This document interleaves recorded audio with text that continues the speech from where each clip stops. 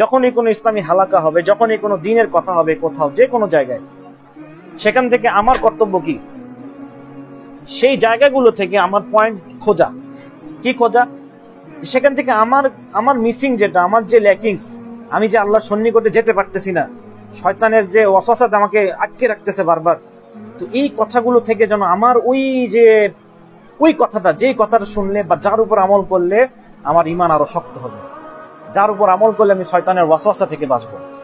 যখনই কোনো হালাকায় বসবো, যখনই ইসলামের কথা শুনবো, তখন এই কথাটা শোনার অপেক্ষায় থাকবো যে কোন কথাটা, যে আল্লাহ তাআলা হয়তো আমাকে আল্লাহ তাআলা এখানে ডেকে নিয়ে আসছেন ওই কথাটা শোনার জন্য, যাতে করে আমি আল্লাহর দিকে ফিরে আসি, যাতে করে আমার যে অবস্টাকল গুলো আছে, আমার যে গুনাহগুলো আছে, সেগুলো থেকে আমি ওভারকাম করে আল্লাহর দিকে যেন চলে আসি।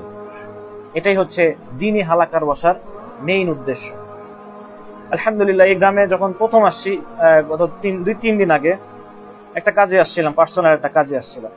মাশাআল্লাহ, গ্রামের লোকজন এত ভালো। আমি শুধু বলছি যে আমরা এরকম দ্বীনি হালাকার আয়োজন করতে চাই যুবকদেরকে নিয়ে, আপনাদের কি মতামত? মাশাআল্লাহ, এখানে অনেকে আছেন, সবাই এক বাক্যে বলছে ইনশাআল্লাহ। এটা খুবই ভালো একটা উদ্যোগ, সুবহানাল্লাহ। তো এই গ্রামের মতো এত সুন্দর মন মানসিকতা, ইসলামিক মন মানসিকতার মানুষ আমি দেখি নাই কোথাও, যারা এক চান্সে বলে দিলে ইনশাআল্লাহ। এটা তো ভালো উদ্যোগ।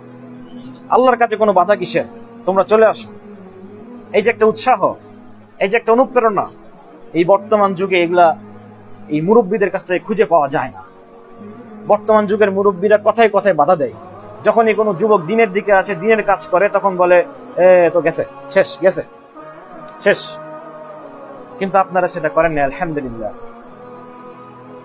সবাই না, ইল্লা মাশা আল্লাহ, যারা কিনা আসল ইসলাম বোঝে, যারা কিনা আল্লাহর উপর বিশ্বাস রাখে এবং বলে যে না, দিনের কথায় বাধা কিসের, দিনের কাজে বাধা কিসের, ইসলামের কথা হবে সেখানে বাধা কিসের। আপনারা উৎসাহ দিয়েছেন, আল্লাহ তাআলা আপনাদের সেই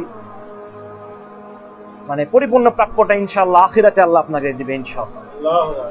আমিন।